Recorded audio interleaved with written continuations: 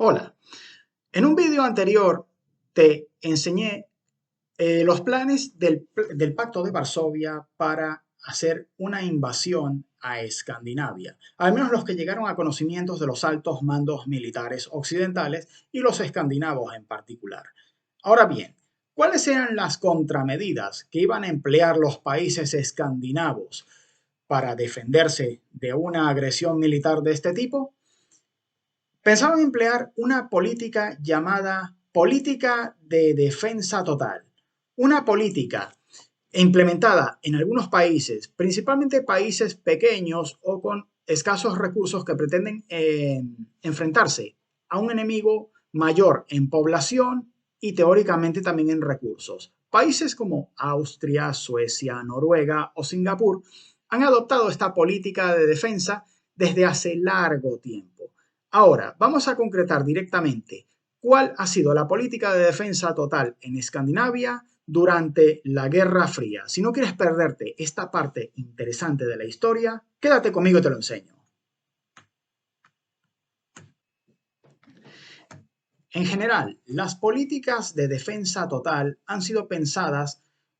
contra las amenazas de guerra total surgidas a principios del siglo XX. Históricamente se considera que la Guerra Civil Española fue el primer conflicto moderno en el que existió la guerra total, en las cuales es necesario movilizar todos los recursos, incluida la población civil del país, para presentar una disuasión o resistencia a este tipo de guerra que va dirigida contra todos los recursos militares, económicos y de población que existen en un país, en los que se pretende la dominación total de este. Más adelante, después de la guerra civil, después de los experimentos que realizaron diversos ejércitos en este conflicto armado, se puede hablar que fue realmente durante la Segunda Guerra Mundial que empezaron a existir de manera planificada las primeras políticas de defensa total, implementadas primero por Inglaterra durante la Operación León Marino llevada a cabo por Alemania, más adelante por la Unión Soviética o un caso más extremo, el caso de Alemania ya a finales de la guerra durante la derrota. El objetivo de estas políticas es preparar a toda la sociedad de un país para hacer la guerra contra un enemigo exterior. Ahora, entre las partes que se presentan a destacar de una política de defensa total son las siguientes.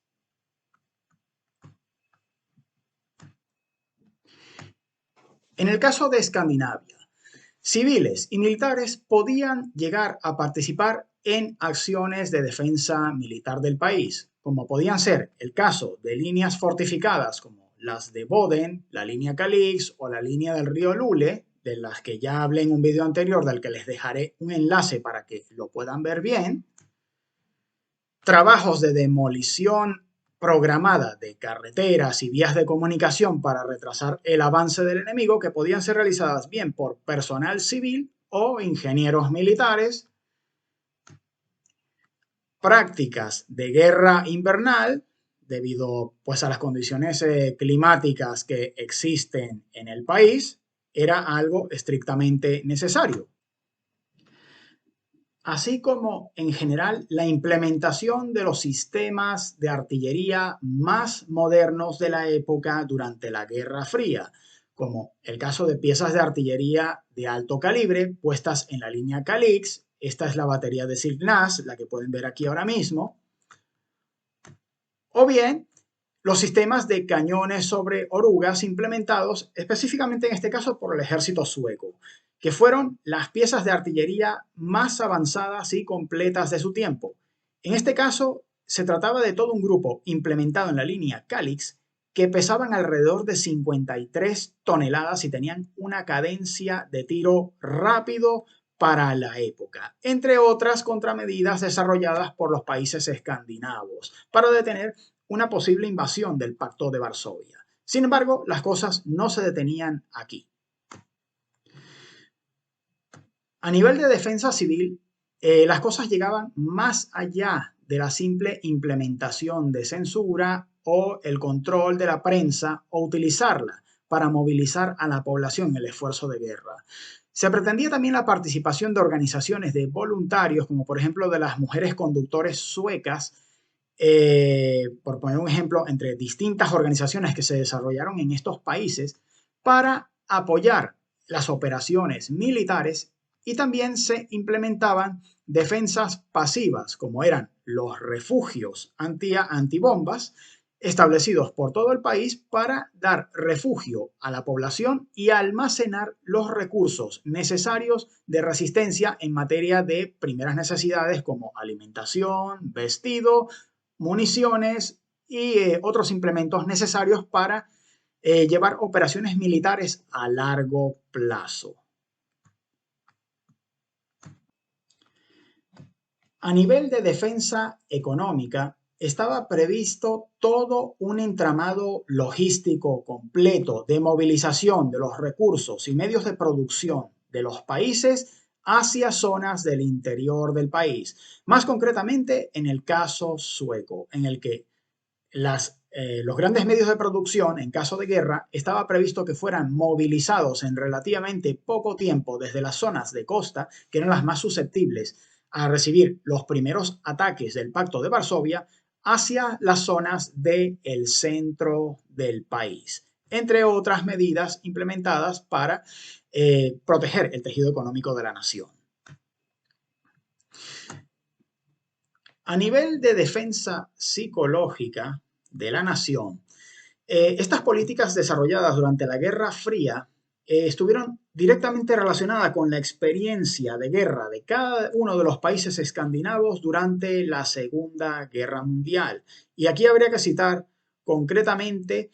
el caso sueco, que es uno de los casos más extremos que se dieron dentro de Escandinavia, aunque fue por un corto periodo de tiempo, concretamente 1939 y 1940, en el que se establecieron campos de internamiento y trabajo forzado de simpatizantes a ideas políticas o ideologías en general que fueran en contra de los que se determinaba eran los intereses de defensa de la nación. A esta gente se la aislaba, se la metía en estos campos de trabajo e internamiento por el periodo de tiempo que fuera considerado preciso y necesario. Aquí tenemos, por ejemplo, una fotografía del campo de trabajo de Storsien, que fue establecido entre 1939 y 1940, en el que se internó a ciudadanos suecos que simpatizaban con ideas consideradas comunistas, por poner un ejemplo. Este tipo de internamientos estaba previsto en los casos más extremos de guerra total también durante la Guerra Fría, entre otros aspectos. Con esta política de defensa total descrita en Escandinavia, conocida como el Totalförsvar en el idioma local, se ha especulado de si hubiera sido posible para el Pacto de Varsovia y concretamente para los soviéticos haber logrado invadir Escandinavia como lo tenían previsto.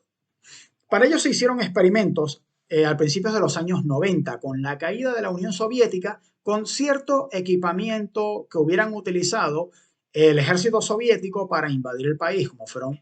algunas piezas de artillería, algunos tanques, que demostraron tener un rendimiento mejor del previsto dentro de los terrenos de la Escandinavia Norte. Sin embargo, se trata de un intento de invasión que jamás ocurrió y siempre quedará la incógnita de si la política de defensa total hubiera servido o no para detener esta invasión. Y esto ha sido todo sobre la política de defensa total. Y si te ha gustado este video, por favor, dame un like, suscríbete al canal, compártelo y apóyalo en redes sociales. Muchas gracias.